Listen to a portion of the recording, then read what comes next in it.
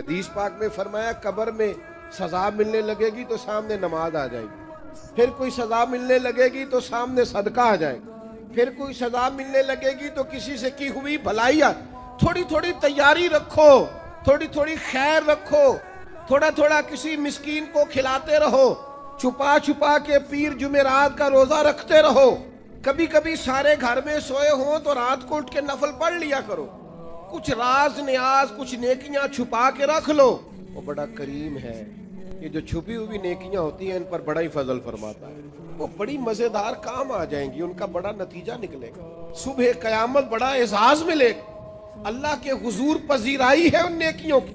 اپنی آخرت کے لیے ان نیکیوں کو تیار کر کے رکھیں، اپنی بھی تیاری کرنی ہے، لیکن جو اپنے چلے جائیں نا ان کو بھولنا نہیں، وہ جو قبروں میں چلے گئے وہ ہمارے اپنے ہیں۔ کچھ قبریں نا بڑی شکایت کرتی ہیں، قبرستان جائیں تو قبریں شکایت کرتی ہیں کہ زمانہ گزر گیا ہے کوئی آیا نہیں۔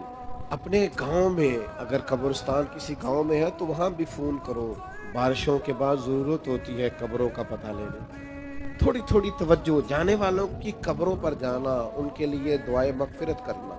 یہ ذرا حدیث پاک کی گہرائی دیکھنا کتنی ہے۔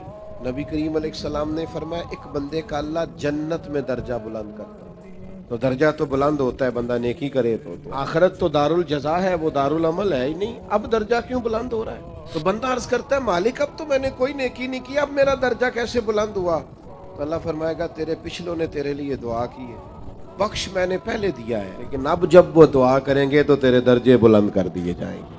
یہ جو ختم شریف ہے یہ ماہانہ یا سالانہ نہیں، یہ روزانہ، ہر روز کچھ نہ کچھ اصالِ ثواب، ہر روز دعائے مغفرت، ہر روز جانے والوں کو یاد کرنا۔ میں آپ سے ایک بات عرض کروں، مجھے آج تک کسی نے بلایا نہیں ختم کے لیے کہ میرے پردادا کا ختم ہے۔ آپ گئے کبھی کسی نے دعوت دی ہو پردادا جی کا ختم؟ بولو زیادہ سے زیادہ دادا، کوئی بڑی مشکل سے، ورنہ والد تک لوگ رہتے ہیں۔ کیوں بھول گئے ہم نسل نہیں ہے ان کی؟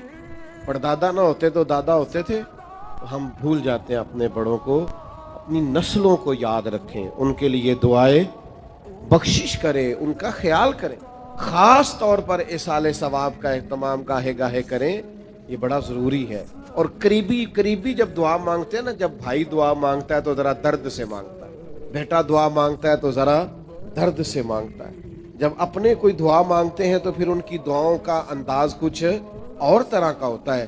ایک تو اپنی آخرت کی تیاری کریں، ایک جو گزر گئے ان کو بھی بھلائے نہیں، ان کے لیے بھی تیاری رکھیں۔